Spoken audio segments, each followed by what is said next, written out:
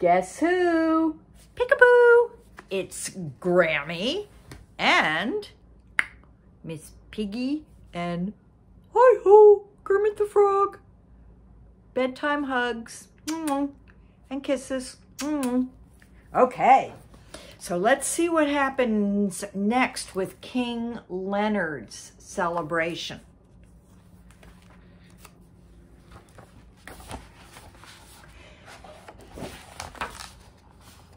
Meanwhile, back at the palace, King Leonard entered the grand ballroom and was very pleased to see that the preparations were nearly complete. A huge table, brightly decorated with flowers and colorful balloons, stood in the middle of the hall. Streamers and banners hung from the ceiling. Clowns practiced their juggling, and they were in funny costumes, adjusted their noses in baggy pants. In one corner, a musical band turned up its instruments and made ready to play out a cheerful tune. The royal bakers scurried about with platters of scrumptious-looking cakes, cookies, donuts, and fine pastries. Horatio greeted the king. "Good afternoon, sire," the thin bird said with a salute.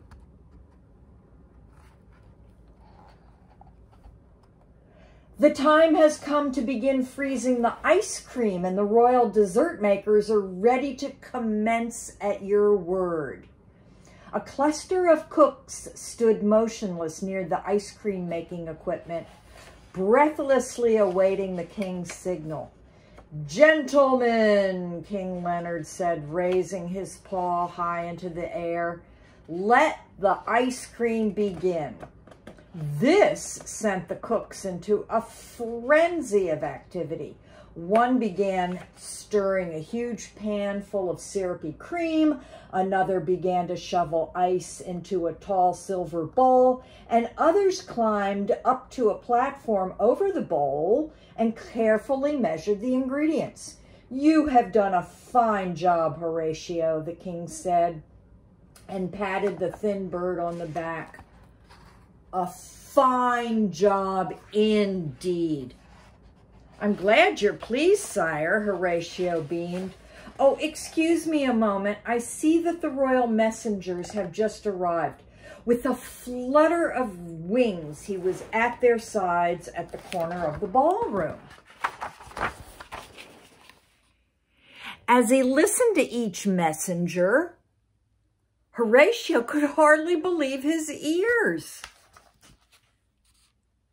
With a frown on his face, the thin bird returned to the king. "Well," the king asked, "are there any animals who will not be attending?" "I'm afraid so, sire," said Horatio quietly. "Who might they be?" King Leonard inquired.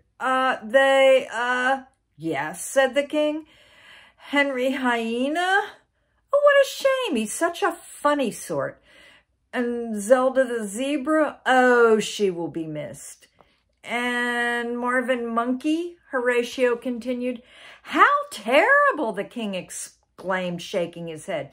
"He's such an energetic little fellow, but at least there are only 3 who cannot attend."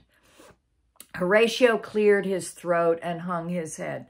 "There aren't any others, are there?" the king asked. "There are several other names." "How dreadful! Who are they?" "Let me see," Horatio said, looking at the list. "Wally Water Buffalo, Sam the Snake and his sister Susie, Hubert Hippopotamus, Elizabeth the Elephant." "Oh my," King Leonard moaned, putting his paw over his face. "What of my cat friends?" Horatio grimaced. "Patricia Panther, Tom the Tiger, Charles the Cheetah." "And the apes?" the king asked. "I mentioned Marvin Monkey," the bird began. "Also Oprah the orangutan, Gregory Gorilla, Chuck the chimp." "None of them?" None of them will be attending? King Leonard asked, his face beginning to fill with disappointment. Horatio sighed and shook his head no. But why, Horatio? The king asked. Apparently they are busy, sire. One mentioned traveling, another said she wanted to play with some new things she had gotten. Enough, the king said, waving his paw. Tell me, Horatio, who can come? No one, sire. What was that? Speak up. No one, sire, Horatio repeated in little more than a whisper.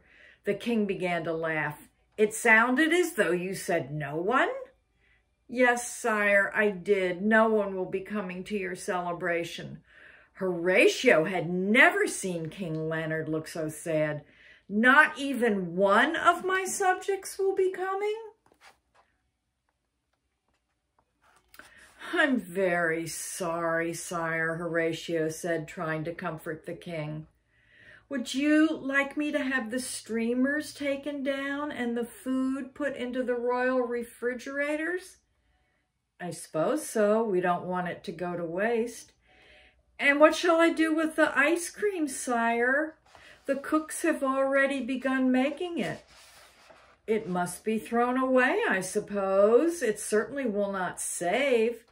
Yes, sire, the thin bird said sadly. It was just then, as Horatio was about to order the cooks to discontinue their work on ice cream and to order other servants to begin taking down the festive decorations, that King Leonard had another idea. Just when the party seemed doomed to failure, he had a brilliant idea. Wait, Horatio. Sire? Allow the cooks to continue with the royal ice cream. But, sire, who will eat it?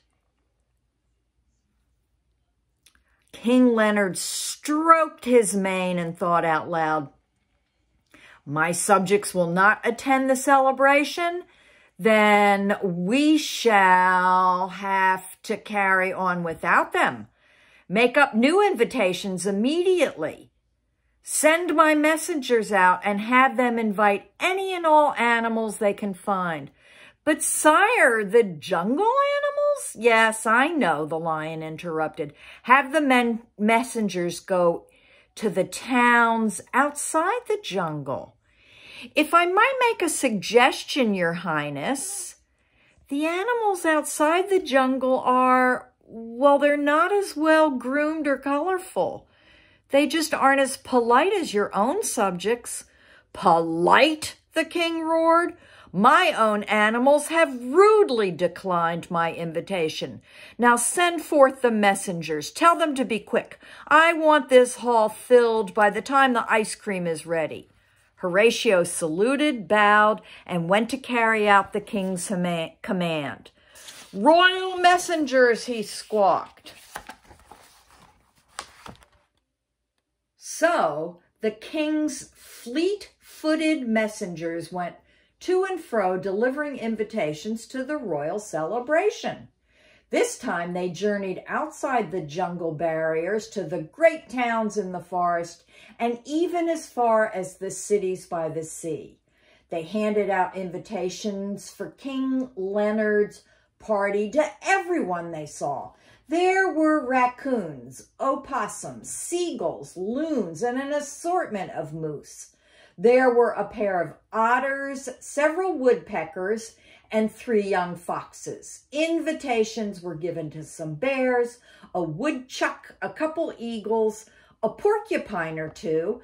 There were even several kangaroos and a grumpy old wallaby who was invited to the royal celebration. Many of the animals were rather dirty and some only had rags for clothes. Yet, unlike the animals of the jungle, these humble creatures gladly agreed to come. They skipped about for joy when they heard the news. They felt honored that a great Lion King had asked them to come to his home.